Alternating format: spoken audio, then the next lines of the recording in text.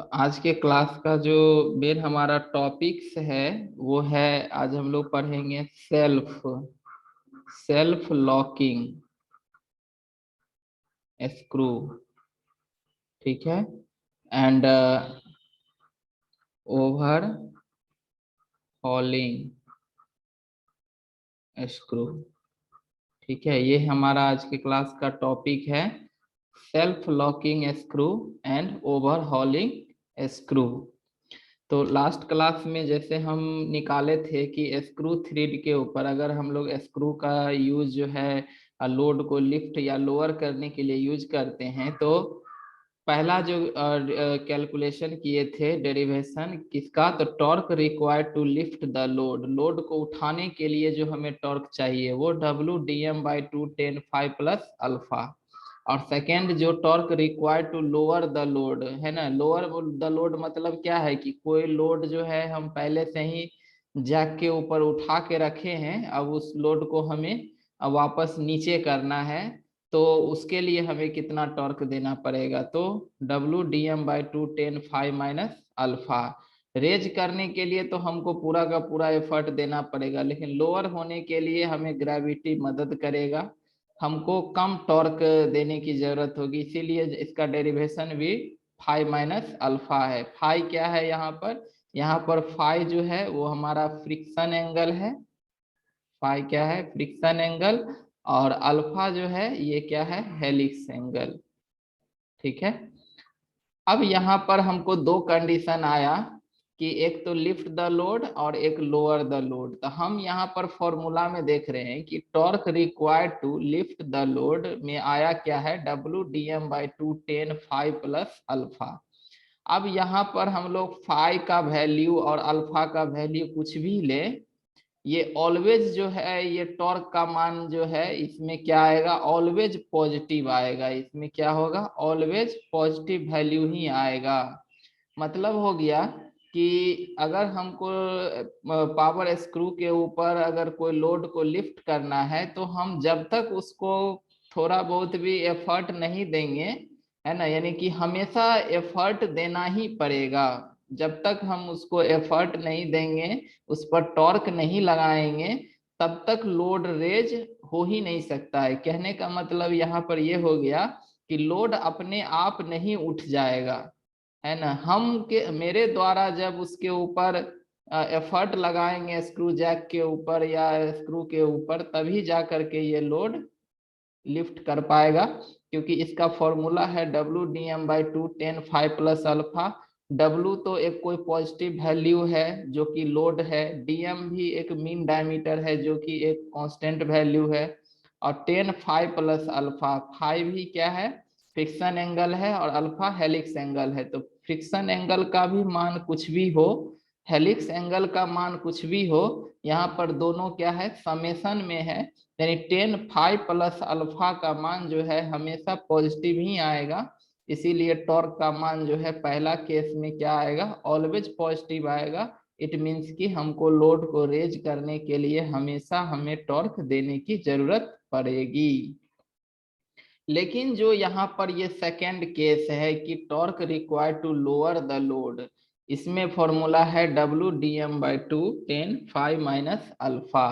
अब ये ऐसा केस है कि अब यहाँ पर फाई और अल्फा का कंडीशन आ गया, W तो एक कोई पॉजिटिव वैल्यू है, dm भी यहाँ पर एक कांस्टेंट पॉजिटिव वैल्यू है, अब यहाँ पर फाई फ्रिक्शन एंगल है और अल्फा भी क्या है, हेलिक्स एंगल है। ठीक है। तो अब यहाँ पर पहला केस में था कि फाई और अल्फा का मान हम कुछ भी डालेंगे, 10 5 प्लस अल्फा हमेशा पॉजिटिव आएगा, क्योंकि यहाँ पर फाई और अल्फा जो है दोनों समेशन में है। लेकिन सेकेंड केस में फाई और अल्फा जो है ये सब्सट्रैक्शन में है, फाई माइनस अल्फा है। तो अगर हमारा केस ऐसा हो जाता है कि अगर हम लोग का केस वेन अगर phi minus alpha, phi less than alpha हो जाए, यानी कि फाई का वैल्यू जो है उसके हेलिक्स एंगल से क्या हो जाए, लोअर हो जाए, तो फिर क्या होगा, अब देखिए कि फाई का मान यहाँ छोटा हो गया, अल्फा बड़ा हो गया, तो स्वाभाविक है कि ये 10 5 माइनस अल्फा का जो टर्म है ये निगेटिव आ जाएगा। ठीक है, तो इस केस में क्या होगा कि टॉर्क का जो वैल्यू है, जब फाई हमारा छोटा होगा तब जो यहाँ पर टॉर्क है, टॉर्क का मान यानी कि 10, ये जो 10 फाई माइनस अल्फा जो है इसका क्या आएगा, ये एक निगेटिव वैल्यू आएगा, क्योंकि फाई क्या है यहाँ पर छोटा है अल्फा से। तो यहाँ पर दोनों को अगर हम घटाएंगे तो एक क्या आएगा, यहाँ पर निगेटिव वैल्यू आएगा, है ना। इस अगर निगेटिव वैल्यू, तो अगर ये 10 फाइव माइनस अल्फा अगर निगेटिव आया तो यहाँ पर टॉर्क भी क्या आ जाएगा, टॉर्क भी यहाँ पर क्या आ जाएगा, निगेटिव आ जाएगा। अब सोचिए कि टॉर्क जो है, मतलब ये टॉर्क हमारे द्वारा अप्लाई किया जाने वाला एक टॉर्क है जो कि हम स्क्रू के ऊपर लगाते हैं। अगर हमको कोई ऐसा कंडीशन है जो टॉर्क निगेटिव बता रहा है, मतलब ऐसा हो गया, अगर टॉर्क का वैल्यू 0 भी रहता तो भी हम समझते हैं कि टॉर्क 0 है, तो इसका मतलब ये है कि हमको लोड को लोअर करने के लिए, क्योंकि यहाँ पर कंडीशन लोअर का है, लिफ्ट में तो हमेशा पॉजिटिव होगा टॉर्क, है ना, लोअर में ही टॉर्क जो है पॉजिटिव भी हो सकता है, निगेटिव भी हो सकता है, 0 भी हो सकता है। तो अगर ये 0 रहता तो मतलब हमको बिना टॉर्क दिए हुए भी वो लोअर हो जाता। ठीक है, टॉर्क का मतलब टॉर्क यहाँ निगेटिव है, तो निगेटिव का मतलब ये हो गया कि हमको कुछ नहीं करना पड़ेगा लोड को लोअर करने के लिए, यानी हम मेरे द्वारा किसी भी प्रकार का टॉर्क या इफर्ट नहीं लगाना पड़ेगा लोड को लोअर करने के लिए। ये लोड जो है अपने आप, है ना, अगर अगर ये कंडीशन है फाई अगर अल्फा से छोटा है, फ्रिक्शन एंगल अगर हेलिक्स एंगल से छोटा है, तो फिर ये होगा कि हमको सिर्फ लिफ्ट करने के लिए हमको टॉर्क देना पड़ेगा, बल्कि उसको अगर हम लोअर करना होगा तो सिंपल है कि हम उसको छोड़ देंगे, हम किसी भी प्रकार के उसके ऊपर टॉर्क या एफर्ट नहीं लगाएंगे, ये लोड अपने आप जो है तो ये लोअर हो जाएगा। यानी कि जैसे ही हम लोग उसको लिफ्ट किए, यानी जैसे ये स्क्रू है ना, और यहाँ पर जो है तो थ्रेड बना हुआ है, इसके यहाँ पर थ्रेड बना हुआ है। अगर मान लीजिए कि यहाँ पर एक जैक लगा हुआ है, इस जैक के ऊपर यहाँ पर क्या है, एक लोड डब्लू है, हम तो यहाँ से उठा करके इसको इस पोजीशन पर ला करके छोड़ दिए, तो ये जैसे ही इसको छोड़ देंगे तो ये जो जैक जो है वो अपने आप बिना हम मेरे द्वारा एफर्ट लगाए हुए ये जैक जो है तो वो क्या आ जाएगा, यहाँ लोअर हो जाएगा, यानी इस पोजीशन पे आ जाएगा। ठीक है, तो इस कंडीशन को ही हम लोग कहते हैं ओवरहॉलिंग। इस कंडीशन को क्या कहा जाता है, ओवरहॉलिंग ऑफ स्क्रू। तो अब क्वेश्चन पूछेगा कि स्क्रू का ओवरहॉलिंग क्या है, तो हम कहेंगे कि जब पावर स्क्रू के ऊपर हम लोग, जब पावर स्क्रू का वो कंडीशन कि जिसमें फ्रिक्शन एंगल का मान अगर हेलिक्स एंगल से छोटा हो जाता है, तो हमारे द्वारा बिना कोई टॉर्क अप्लाई किए हुए लोड जो है वो खुद ब खुद क्या हो जाती है और मूव कर जाता है डाउनवर्ड की और लोअर हो जाती है। तो ये कंडीशन ही कहलाता है ओवरहॉलिंग ऑफ स्क्रू। ऐसे केस में अगर कोई ओवरहॉलिंग स्क्रू है तो हम लोड को लिफ्ट करके अगर छोड़ देते हैं तो ये लोड जो है बिना कोई बाहरी एक्सटर्नल इफेक्ट के ये खुद ब खुद जो है लोअर हो जाएगा, इसमें हमें एफर्ट देने की जरूरत नहीं पड़ेगी, है ना। तो ये प्रॉपर्टी जो है हमारा not desirable for screw jack, ये ओवरहॉलिंग प्रॉपर्टी जो होती है not desirable for screw jack, क्योंकि स्क्रू जैक का यूज जो है हम लोग करते हैं लोड को लिफ्ट करने के लिए। जैसे कि हम लोग एक व्हीकल को मान लीजिए कि उठा करके हम हमारा डिजायर होता है कि हम उस स्क्रू जैक के ऊपर जितना हम उठा करके छोड़ दिए हैं वो उसी पोजीशन में रहे। ठीक है, जब तक कि हम उसको लोअर ना करें तब तक वो अपने आप लोअर ना हो जाए, है ना। इसीलिए स्क्रू जैक के लिए ये प्रॉपर्टी डिजायरेबल नहीं होता है। तो ओवरहॉलिंग प्रॉपर्टी का यूज जो है कहाँ होता है, तो एक होता है यंकी स्क्रू ड्राइवर में, स्क्रू ड्राइवर में।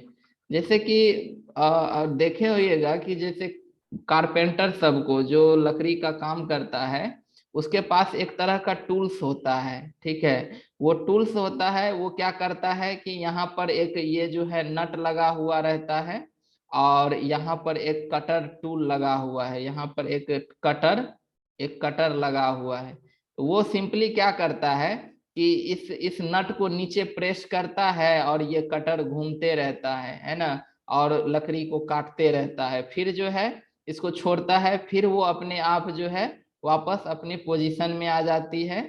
तो इसका मतलब इस ओवरहॉलिंग ऑफ स्क्रू का यूज जो है यंकी स्क्रू ड्राइवर और भी जो मतलब एप्लीकेशंस हैं जहां पर हम बिना कोई टॉर्क लगाए हुए लोड को लोअर कर सकते हैं, तो इसी घटना को कहते हैं ओवरहॉलिंग ऑफ स्क्रू। तो ये कब होगा?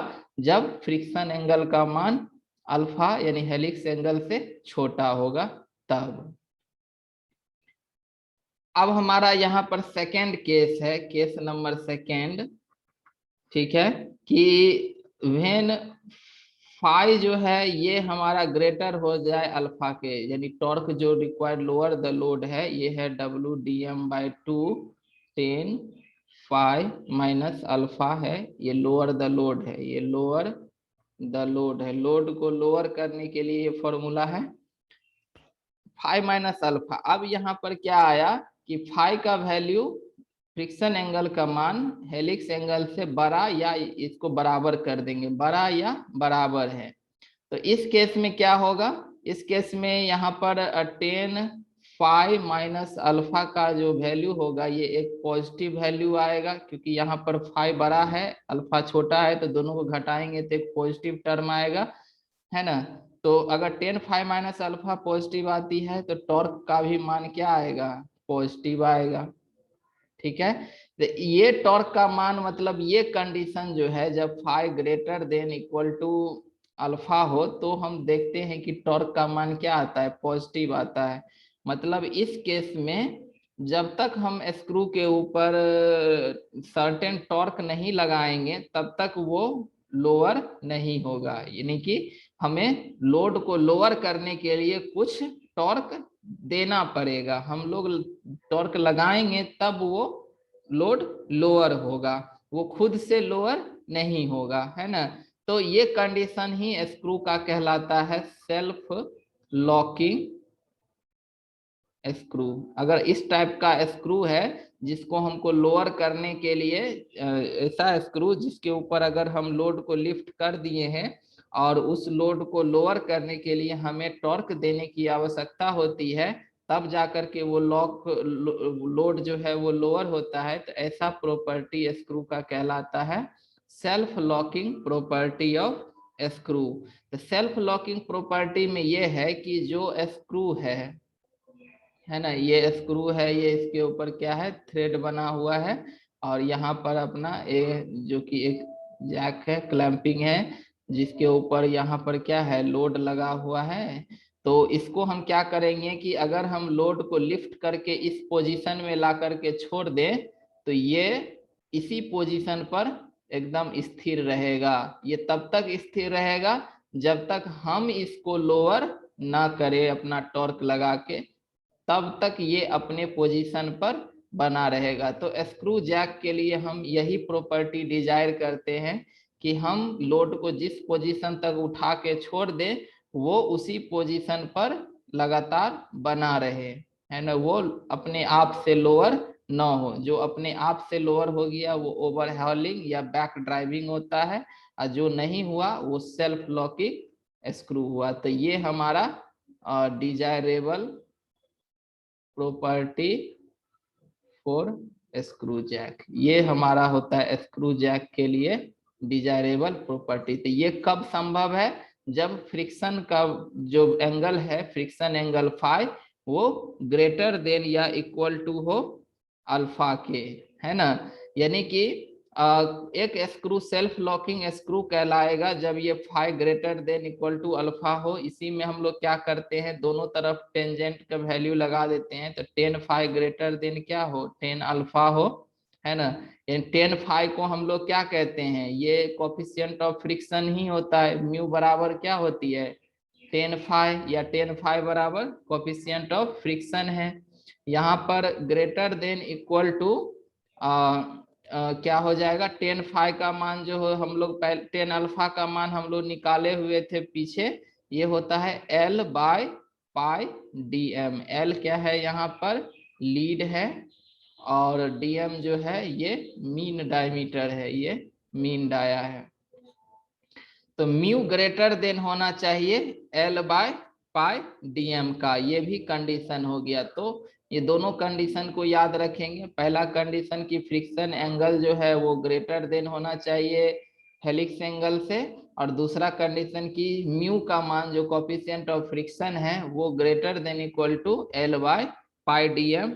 अगर ऐसा है तो मतलब ये सेल्फ लॉकिंग स्क्रू कहलाएगा। ठीक है, तो सेल्फ लॉकिंग स्क्रू के लिए म्यू का मान क्या होना चाहिए, म्यू का मान जो होना चाहिए हाइयर। जितना म्यू का मान हाइयर होगा, यानी कोफिशिएंट ऑफ फ्रिक्शन किसके बीच में, तो ये जो नट का थ्रेड है और स्क्रू का थ्रेड है, वो उसी दोनों के बीच में क्या लग रहा है, ये फ्रिक्शन लग रहा है, वहीं पर ये कोफिशिएंट ऑफ फ्रिक्शन है। तो अगर म्यू का वैल्यू अगर हायर है तो वो सेल्फ लॉकिंग प्रॉपर्टी देगा। अगर म्यू का वैल्यू मान लेते हैं कि इसको म्यू का वैल्यू को हम लोअर कर देंगे, यानी लुब्रिकेशन कर देंगे, ये स्क्रू के ऊपर हम लुब्रिकेंट लगा देंगे इसके थ्रेड के ऊपर, तो स्वाभाविक है कि कोफिशिएंट ऑफ फ्रिक्शन का मान घट जाएगा। अगर कोफिशिएंट फ्रिक्शन का मान घटते घटते अगर ये L बाय पाई DM मतलब इस टर्म से अगर इसका वैल्यू छोटा हो गया, तो फिर ये अपना सेल्फ लॉकिंग प्रॉपर्टी क्या कर देगा, खो देगा। तो सेल्फ लॉकिंग प्रॉपर्टी के लिए म्यू का जो वैल्यू है, मान है, वो हायर होना चाहिए, है ना। उसके बाद है कि एक तो ये हो गया कि अगर सेल्फ लॉकिंग प्रॉपर्टी चाहिए तो म्यू का वैल्यू हायर होना चाहिए। दूसरा चीज हो गया यहाँ पर लीड है, लीड। तो L क्या है, L की वैल्यू क्या होना चाहिए, L का वैल्यू लोअर होना चाहिए, तब जाकर के भी मतलब सेल्फ लॉकिंग प्रॉपर्टी आएगा। अगर L का मान अगर लार्ज हो जाता है तो फिर जो है सो L बाय पाई DM का इसका मान क्या होगा, बढ़ेगा। अगर ये बढ़ गया और बढ़ते बढ़ते अगर म्यू से ज्यादा हो गया तो फिर ये अपना सेल्फ लॉकिंग प्रॉपर्टी खो देगा। तो एक एक स्क्रू जो है सेल्फ लॉकिंग प्रॉपर्टी तभी रहेगा जब उसका कोफिशिएंट ऑफ फ्रिक्शन क्या होना चाहिए, हायर होना चाहिए म्यू का मान, और लीड का मान क्या होना चाहिए, लोअर होना चाहिए। लीड जो है L का मान जितना लोअर होगा उतना ही L बाय पाई DM का मान कम होगा, है ना। और इतना ही कम होगा तो सेल्फ लॉकिंग उसकी उतनी अच्छा होगी। तो इसीलिए कहा जाता है, ऑब्जेक्टिव में पूछता भी है कि एक एक हमारा सिंगल स्टार्ट थ्रेड है और एक हमारा मल्टी मल्टी स्टार्ट थ्रेड है, दोनों में से पूछेगा कि किसका सेल्फ लॉकिंग प्रॉपर्टी अच्छा होता है, या हम लोग सेल्फ लॉकिंग स्क्रू में किस टाइप का थ्रेड यूज करते हैं। तो सेल्फ लॉकिंग में हम लोग सिंगल स्टार्ट थ्रेड जो है वो यूज करते हैं, क्योंकि सिंगल स्टार्ट थ्रेड में लीड और पिच दोनों बराबर होता है, लेकिन मल्टी स्टार्ट में जैसे डबल स्टार्ट हो जाएगा तो लीड जो है 2P के बराबर हो जाएगा। अगर ट्रिपल स्टार्ट है तो ये हमारा L3P के बराबर हो जाएगा, यानी कि मल्टी स्टार्ट में L जो होता है वो हायर होता है, इसका वैल्यू लार्ज होता है L का वैल्यू। तो L का वैल्यू अगर लार्ज होगा तो सेल्फ लॉकिंग प्रॉपर्टी उसकी कम हो जाएगी। तो सेल्फ लॉकिंग प्रॉपर्टी कौन ज्यादा देता है अच्छा से, तो सिंगल स्टार्ट थ्रेड जो है वो हमको ज्यादा अच्छा से सेल्फ लॉकिंग प्रॉपर्टी देती है। तो ये हो गया आपको मतलब सेल्फ लॉकिंग प्रॉपर्टी के बारे में, जो स्क्रू जैक का हम लोग देख लिए कि कोफिशिएंट ऑफ फ्रिक्शन हायर होना चाहिए, लीड का मान जो है लोअर होना चाहिए। ठीक है, अब हमारा जो अगला टॉपिक है वो है efficiency, efficiency of screw efficiency of, यहाँ पर ऐसे हम लिख दे, टॉपिक का नाम जो है इफिशियंसी ऑफ स्क्वायर। अभी तक हम जो भी निकाल रहे हैं वो सब स्क्वायर थ्रीडेड है ना। यहाँ पर अगर स्क्वायर थ्रीडेड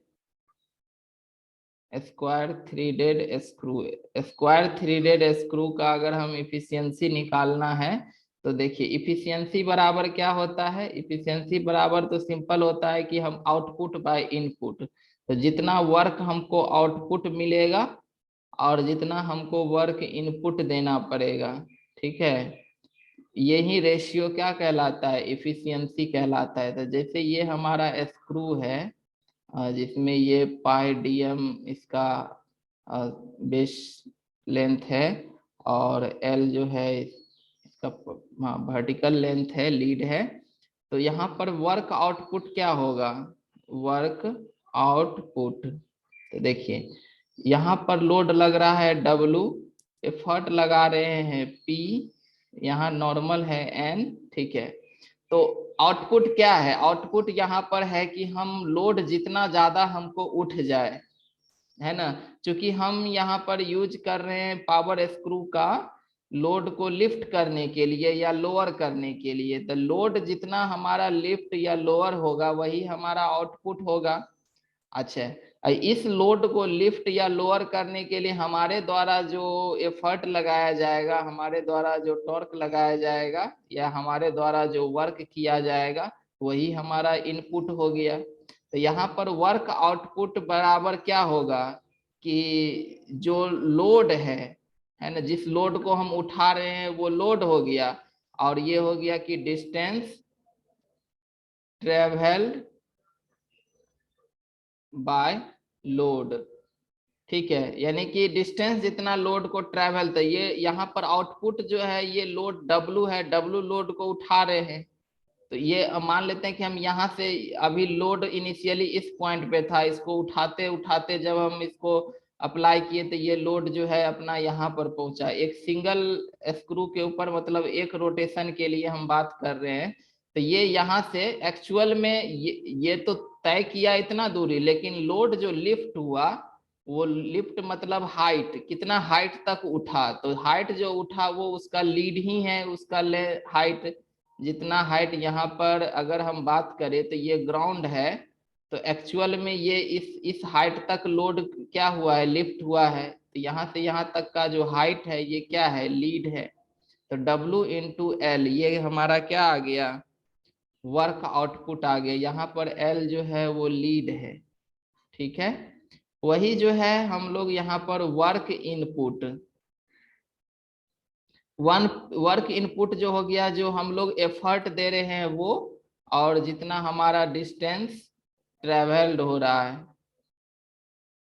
तो देखिए इफर्ट हम हॉरिजेंटल डायरेक्शन में दे रहे हैं, तो डिस्टेंस भी हम लोग कहाँ लेंगे, हॉरिजेंटल डायरेक्शन में, ठीक है। जिधर फोर्स लगाएंगे उधर का ही हम लोग फोर्स के डायरेक्शन में ही डिस्टेंस लेते हैं, वही ना वर्क होता है। वर्क बराबर होता ही है force into distance travel in the direction of force. तो यहाँ तो मान लीजिए कि लोड को लिफ्ट कर रहे हैं, लोड नीचे लग रहा है लेकिन लिफ्ट ऊपर हो रहा है ना।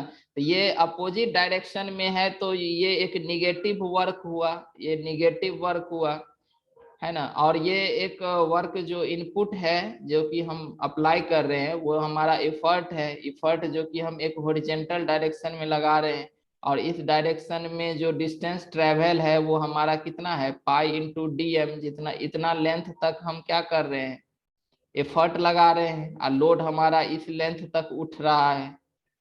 तो वर्क इनपुट हो जाएगा P इंटू डिस्टेंस ट्रेवल जो हो जाएगा, इसमें हो जाएगा पाई इंटू DM, ठीक है। तो यहाँ से इफिशियंसी जो हो जाएगी work output by work input, तो ये हो जाएगा W into L by P into pi DM, ठीक है। यहाँ पर W बाय P और into L by pi DM, इसको इस टर्म में तोड़ लेते हैं। W by P, L by pi DM को हम लोग जो है 10 अल्फा कहते हैं। ये क्या है, 10 अल्फा। हेलिक्स एंगल का जो टेंजेंट होती है वो L/π/dm, यानी कि इफिशियंसी का यहाँ पर एक हमको फॉर्मूला आ गया W/P tan अल्फा। ये एक क्या आ गया हमको, एफिशिएंसी का फॉर्मूला आ गया। ठीक है, इसके बाद जो है पिछला कैलकुलेशन में हम लोग यहाँ पर आगे जो P का मान निकाले थे, तो P बराबर आया था W tan phi plus alpha. ये कल के क्लास में हम लोग इसको निकाले थे। एफर्ट जो होता है वो बराबर होता है W tan phi plus alpha. तो यहाँ पर W/P का मान अगर हम लोग निकालेंगे, यहाँ पर इस P को इधर ले जाएंगे, तो ये आ जाएगा कितना, 1/10 पाई प्लस अल्फा। ठीक है, तो ये W/P का मान हम लोग क्या करते हैं, इस इफिशियंसी के फॉर्मूला में हम लोग पुट करते हैं। ठीक है, तो यहाँ पर तो इफिशियंसी बराबर जो है, इफिशियंसी बराबर यहाँ पर फॉर्मूला क्या आ जाएगा, ये आ जाएगा 10 alpha by 10 phi plus alpha. इस तरह से ये हमारा क्या आ गया, efficiency of screw threaded, sorry square threaded screw का, ये इफिशियंसी किसका है, स्क्वायर थ्रेडेड स्क्रू का है। तो हम यहाँ क्या देख रहे हैं कि इफिशियंसी किन किन चीजों पे निर्भर कर रहा है। एक स्क्रू का इफिशियंसी जो है, यहाँ पर इफिशियंसी डिपेंड्स कर रहा है किस पर, डिपेंड्स ऑन, एक तो फाई, फाई क्या है, फ्रिक्शन एंगल है, और दूसरा अल्फा। एफिशिएंसी बस दो चीज पे निर्भर कर रहा है, किस पर, फाई और अल्फा पर ही निर्भर कर रहा है। और हम लोग जानते हैं कि फाई जो है 10 फाई बराबर म्यू होता है, यानी कि फाई जो है ये क्या हो गया, 10 इनवर्स म्यू हो गया। तो अगर इफिशियंसी फाई पे निर्भर कर रहा है, तो इसका मतलब वो म्यू पर भी निर्भर कर रहा है, क्योंकि म्यू के वेरिएशन से फाई वेरी करेगा, अब फाई के वेरिएशन से इफिशियंसी वेरी करेगा। तो इफिशियंसी जो है इनडायरेक्टली रूप से वो किस पे डिपेंड है, म्यू पर भी निर्भर है। उसके बाद जो है 10 अल्फा बराबर होता है L/π/dm। तो अगर इफिशियंसी अल्फा पे निर्भर कर रहा है, तो इसका अल्फा, और अल्फा किस पे डिपेंड कर रहा है, लीड पर और मीन डायमीटर पर। ठीक है, तो इसका मतलब हो गया कि इफिशियंसी जो है वो हमारा किस किस चीजों पर निर्भर करेगा, एक म्यू कोफिशिएंट ऑफ फ्रिक्शन पे भी निर्भर करेगा, लीड पर भी निर्भर करेगा, और डीएम इसका क्या है, मीन डायमीटर है। इन तीनों टर्म्स के ऊपर क्या करता है, इफिशियंसी डिपेंड करता है। तो यहाँ से भी ऑब्जेक्टिव क्वेश्चन पूछे जाते हैं। तो इफिशियंसी, पहला इफिशियंसी की वो फाई और अल्फा, ये दो एंगल है, फ्रिक्शन एंगल और हेलिक्स एंगल पे निर्भर करती है। फ्रिक्शन एंगल हमारा कोफिशिएंट ऑफ फ्रिक्शन पे निर्भर करता है, और हेलिक्स एंगल जो है वो लीड और मीन डायमीटर पे निर्भर करता है। यानी इनडायरेक्टली रूप से हम लोग यहाँ पर कह सकते हैं कि इफिशियंसी ऑफ पावर स्क्रू जो है वो हमारा निर्भर करता है किन किन चीजों पर, कोफिशिएंट ऑफ फ्रिक्शन पर, उसके लीड वैल्यू पर, और उसके मीन डायमीटर पर। ठीक है, तो अब अगर हम लोग चाहेंगे कि हमारा इफिशियंसी ज्यादा हो, अगर हम लोग क्या चाहेंगे कि इफिशियंसी क्या हो, हायर हो, तो अब इसके लिए हमको क्या क्या करना पड़ेगा। तो देखिए यहाँ पर फाई जो है ये आपको डिवाइड में है। ठीक है, यहाँ पर फाई जो है वो क्या है, डिनोमिनेटर डिवाइड में है। तो इसका मतलब ये हो गया कि अगर हम लोग फाई के मान को लोअर करेंगे, ठीक है, फाई के मान को देखिए 10 का जो मान होता है यहाँ पर 10 0 डिग्री कितना होता है, ये हो गया साइन, ये 10 0 जो होता है वो आपको हो गया 0। ठीक है, और 10 90 डिग्री हो गया आपको कितना, और वो तो इनफाइनाइट हो जाता है ना। तो इस तरह से टेंजेंट का वैल्यू जो है बढ़ते जाता है कि 0 से लेके अगला वैल्यू तक, है ना। तो यहाँ पर 10 अल्फा है, तो अल्फा का मान क्या करना है, अल्फा यहाँ पर न्यूमरेटर में भी है और डिनोमिनेटर में भी है। अल्फा का मान यहाँ क्या है, न्यूमरेटर और डिनोमिनेटर दोनों है। तो अल्फा का मान को अगर हम इंक्रीज करेंगे तो ऐसा देखा गया कि अल्फा का मान हम लोग जो है जब हम लोग इंक्रीज करते हैं तो इनिशियली इफिशियंसी जो होती है वो बढ़ती है, यानी कि ये लगभग 40 से लेके 45 डिग्री तक अगर अल्फा के मान को हम इंक्रीज करते हैं तो इफिशियंसी जो होती है उसकी बढ़ती है। और उसके बाद जो है कुछ एंगल अल्फा के 45 डिग्री के बियॉन्ड एंगल पर वो लगभग इफिशियंसी कांस्टेंट होता है और फिर डिक्रीज करने लगता है, क्योंकि अल्फा का टर्म यहाँ न्यूमरेटर में भी है और यहाँ डिनोमिनेटर में भी है, दोनों में है। तो इसलिए मतलब इफिशियंसी को बढ़ाने के लिए हमें हेलिक्स एंगल को क्या करना होगा, बढ़ाना होगा। ठीक है। और दूसरा चीज है कि फ्रिक्शन वैल्यू जो है यहाँ पर उसको लोअर करना होगा। यहाँ पर फाई का मान जितना क्या होगा, ये लोअर होगा जितना, उतना ही इफिशियंसी की मान क्या होगी, इंक्रीज होगी। तो स्क्रू का पावर स्क्रू के इफिशियंसी को हम दो तरीका से बढ़ा सकते हैं। एक तो हम कोफिशिएंट ऑफ फ्रिक्शन को लोअर कर देंगे। इसको लोअर कैसे करेंगे, तो फाइव फाइव मतलब क्या हो गया, 10 फाइव बराबर म्यू होता है, यानी म्यू को घटा दीजिए तो फाइव ही घट जाएगा। तो म्यू घटाने के लिए हम लोग लुब्रिकेंट का यूज करते हैं। अगर हम स्क्रू थ्रेड में लुब्रिकेंट का यूज कर रहे हैं तो कोफिशिएंट ऑफ फ्रिक्शन का मान घट जाएगा, और कोफिशिएंट ऑफ फ्रिक्शन का मान घटेगा तो फ्रिक्शन एंगल का भी मान घटेगा। अगर फ्रिक्शन एंगल का मान घटता है तो फिर इफिशियंसी जो होगा वो इंक्रीज कर जाएगा। ठीक है। तो इफिशियंसी बढ़ाने का एक तरीका हो गया कि कोफिशिएंट ऑफ फ्रिक्शन को घटा दें, और दूसरा तरीका ये हो गया कि हेलिक्स एंगल को हम लगभग 40 से 45 डिग्री के अप्रोक्स में हम रखें, है ना, क्योंकि इतना वैल्यू तक वो इंक्रीज करता है, उसके बाद फिर थोड़ा कांस्टेंट होके फिर डिक्रीज करने लगता है। तो ये दोनों तरीका से हम इफिशियंसी को बढ़ा सकते हैं। तो अब देखिए कि अगर हम इफिशियंसी को बढ़ाने के लिए, इफिशियंसी को अगर बढ़ाना है तो कोफिशिएंट ऑफ फ्रिक्शन को लोअर करना होगा। और दूसरा चीज कि अगर हम स्क्रू में चाहते हैं कि सेल्फ लॉकिंग प्रॉपर्टी हो, सेल्फ लॉकिंग प्रॉपर्टी के लिए अभी हम लोग जो है पढ़े हैं कि देखिए हम दिखाते हैं।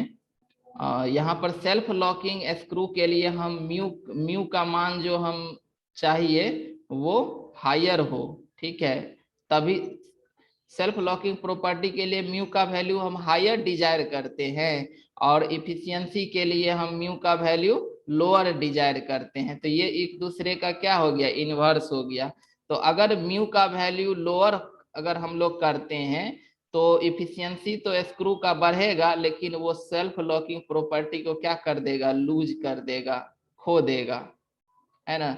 मतलब एक गुड सेल्फ लॉकिंग प्रॉपर्टी वाला स्क्रू के पास इफिशियंसी कम होता है। ये एक दूसरे का क्या हो गया, इनवर्स हो गया, है ना। जिस जिस स्क्रू का इफिशियंसी कम होगा उसकी सेल्फ लॉकिंग प्रॉपर्टी अच्छी होगी, और जिसका अगर आपको इफिशियंसी हायर है इसका मतलब उसकी सेल्फ लॉकिंग प्रॉपर्टी क्या है, लोअर है। तो जो मल्टी स्टार्ट थ्रेड होता है, मल्टी स्टार्ट थ्रेड होता है, मल्टी स्टार्ट थ्रेड का इफिशियंसी जो होती है वो हायर होती है, और सेल्फ लॉकिंग प्रॉपर्टी लोअर होता है। वही सिंगल स्टार्ट थ्रेड का इफिशियंसी जो होता है वो लोअर होता है, लेकिन सेल्फ लॉकिंग प्रॉपर्टी उसकी हायर होती है। तो इन चीजों को हम लोग यहाँ पर ध्यान रखेंगे। ठीक है। तो आए